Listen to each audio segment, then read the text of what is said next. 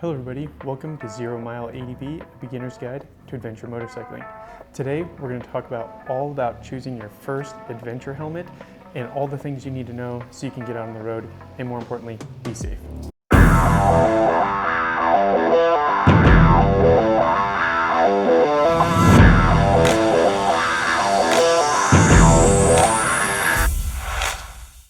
So if you're like most people, you spend a lot of time doing a lot of research trying to figure out which helmet you should get for your first helmet, and then you get bogged down with a bunch of information. You might end up just buying a helmet because it looks cool rather than the functionality or the form, or more importantly, the safety. So let's get into the safety piece first. That's probably the most important. If your helmet has one of the 4 major safety ratings, generally you're good and legal to ride it. So if your state requires a helmet, it has to have one of these safety requirements in order to be used on the road.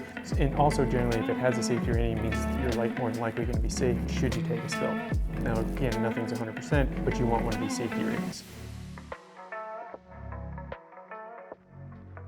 So there are generally 4 safety ratings. The first is DOT, Department of Transportation here in the United States, SNEL, which is the Snell Memorial Foundation, ECE, which is the European Economic Commission, and this helmet actually has an ECE rating. And lastly is SHARP, which stands for the Safety Helmet Assessment and Rating Program. There's no way I was going to remember that. So generally, if your helmet has one of those, you're good to go. And especially if you're in a state like California that requires a helmet. Here in Colorado, we just have to wear eyeglasses, which is actually for another conversation. But if you're in a state that requires a helmet, it's got to have one of those ratings in order for you to be legal as well. And that'll be important when we talk a little bit later. So now let's talk about the different types of helmets and how they're going to work for your different unique riding styles. So let's break down each type of helmet. There's generally 4 types of helmets that you can look at.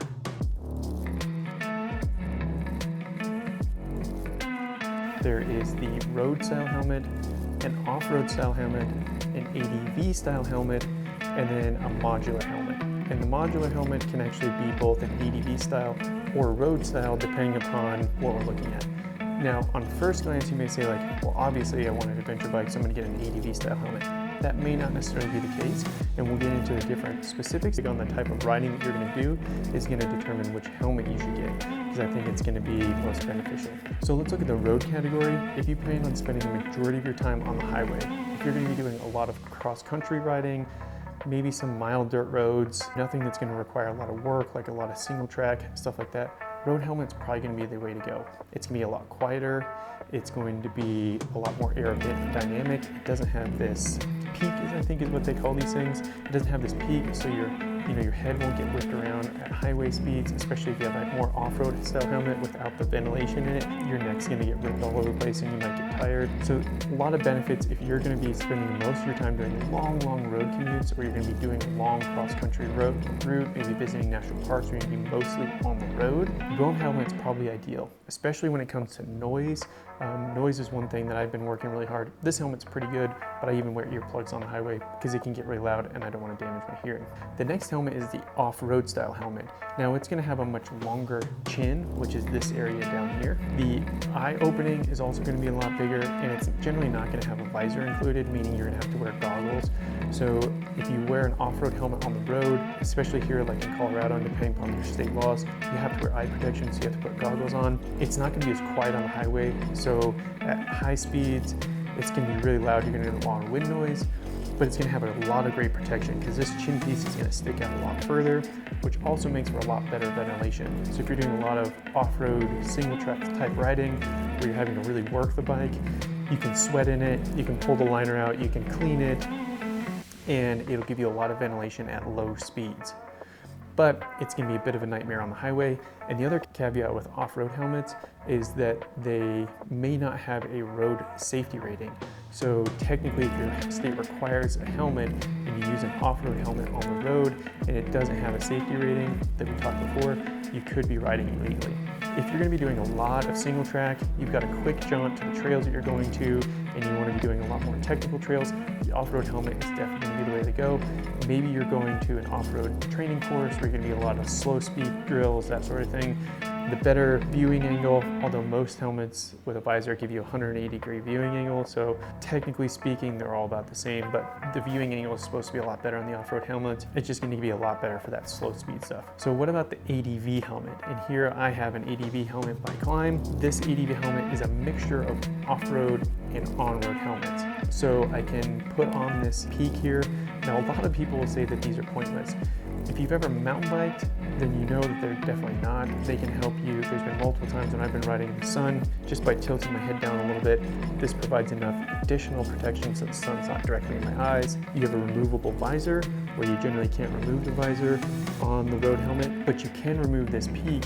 So if you're gonna be doing a lot of long distance on the road, you get better aerodynamics and you don't have to worry about this piece. If you're gonna be doing a lot of off-road riding, it's gonna have better ventilation than a road helmet, and you can pull the liners out to clean them. And you can also pull this off, pull the visor off so you can see better. It also doesn't quite have as long as a chin piece as an off-road helmet. It's gonna be a little bit shorter, but still provide you a lot of great protection and not be as tight as a standard road helmet where that chin piece is gonna be really close. An ADV helmet basically tries to blend the two. So you don't have a lot of the benefits of the road, a lot of the benefits of off-road, but you have some compromises, so that it's not perfect for each one. So lastly, we have the modular helmet. And the modular helmet is where the chin piece actually flips up. And right now, like especially as somebody who wears glasses, I have to take my glasses off here in order to put my helmet on.